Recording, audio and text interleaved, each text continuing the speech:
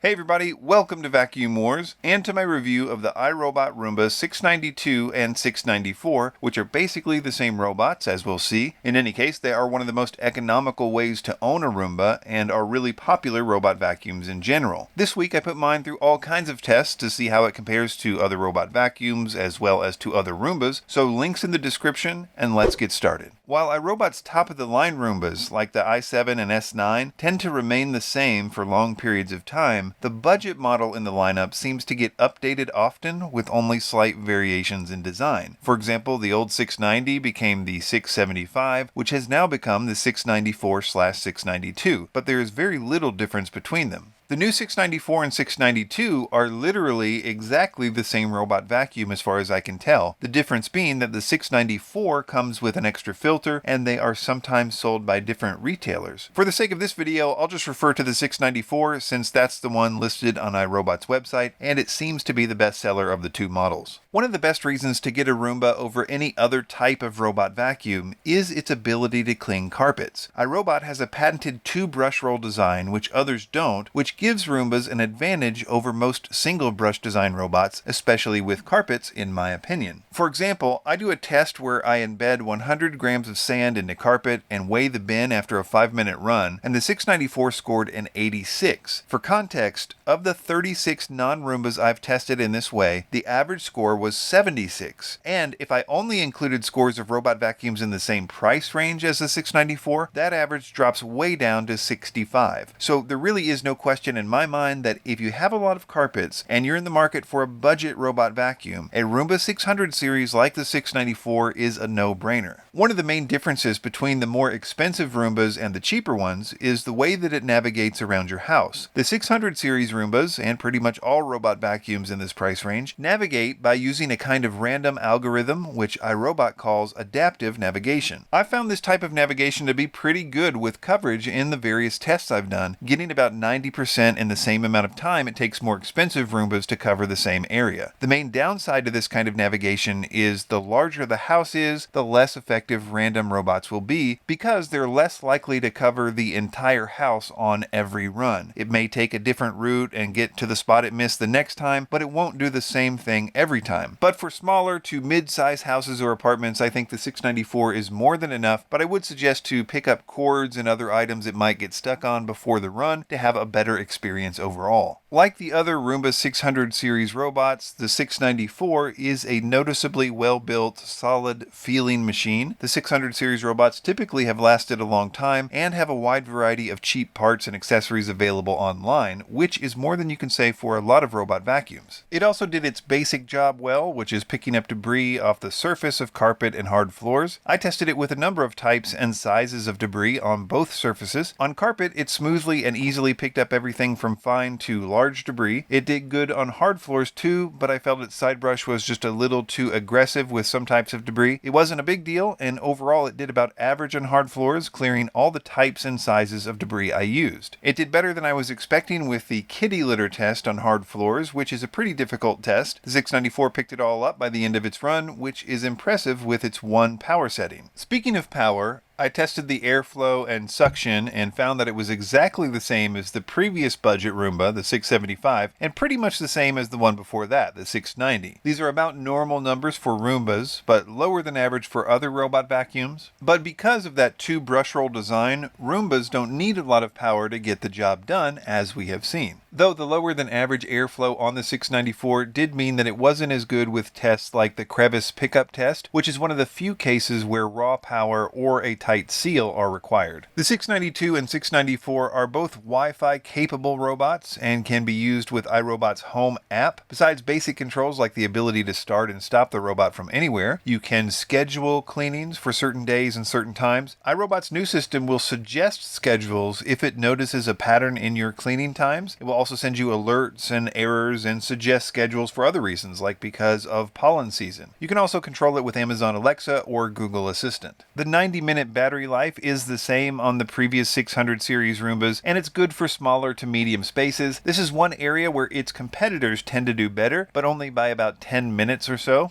So on the one hand, while there's basically no difference between the new Roomba 692/694 and the previous budget model, the 675, or the one before that, it's still one of the best and best-selling robot vacuums in this price range, especially if you have mostly carpets in your home. And if you decide to get one, you can be very confident you're getting a well-built, long-lasting robot that will do its job better than the competition in almost every respect. Links in the description to all the robots I mentioned, and be sure to subscribe to Vacuum Wars to keep up with all the latest robot vacuums and more. Thanks for watching.